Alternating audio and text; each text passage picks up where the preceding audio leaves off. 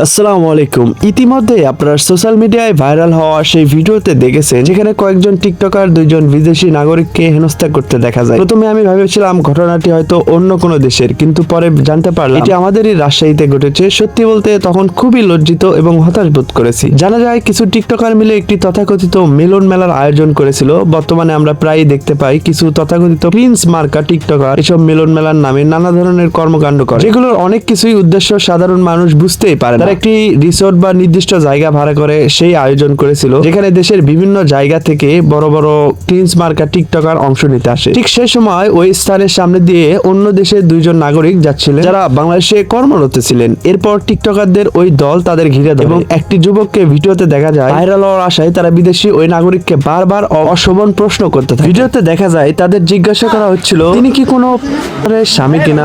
শুধু তাই না, আরো নানা অশালীন ভাষায় কথা বলা তাদের বিব্রত করা হয়। সবচেয়ে দুঃখজনক বিষয় হলো ওই বিদেশি নাগরিক বারবার না বলছিল এবং স্পষ্ট বোঝা যাচ্ছিল তার খুবই অস্বস্তিতে পড়েছেন, কিন্তু তবুও কেউ থামেনি, বরং আশেপাশে থাকা আরো অনেকে ক্যামেরা হাতে দাঁড়িয়ে পুরো ঘটনাটি ভিডিও করছিল। আমি যখন তাদের মুখের দিকে তাকাচ্ছিলাম তখন শুধু একটা বিষয় মনে হচ্ছে, একজন অতিথি আমাদের দেশে এসে কতটা অসহায় বোধ করছে। অথচ আমাদের সংস্কৃতি তো অতিথি পরায়ণতার শিক্ষা দেয়। বাংলাদেশে বহুবার আমরা দেখেছি বিদেশ থেকে কেউ ঘুরতে এলে বা ব্লগ ভিডিও বানাইতে এলে মানুষ আন্তরিকভাবে তাদের সাহায্য করে, সম্মান দেয় এবং ভালো ব্যবহার করে। এটাই আমাদের আসল পরিচয় হওয়া উচিত কিনা? আমরা হয়তো ফেসবুকের অনেক রিলসে এরকম দেখেছি বিদেশি পর্যটকদের বাংলাদেশে অনেকেই সাহায্য করে এবং আমাদের এই আন্তরিকতা ব্যবহার দেখে তাদের ভিডিওতেও আমরা অনেকটাই সুনাম কুড়িয়েছি। কিন্তু বর্তমানে কিছু মানুষ সাময়িক ভাইরাল হওয়ার জন্য এমন কাজ করছে যা শুধু তাদের ব্যক্তিগত পরিচয়কে নয়, পুরো দেশের ভাবমূর্তিকেই ক্ষতিগ্রস্ত করছে। যদিও পরে এই ঘটনায় জড়িত ব্যক্তিকে আইনের আওতায় নিয়ে আসে, কারণ একজন বিদেশি নাগরিককে হেনস্থা করা অবশ্যই দণ্ডনীয় অপরাধ। এই ঘটনা আমাদের জন্য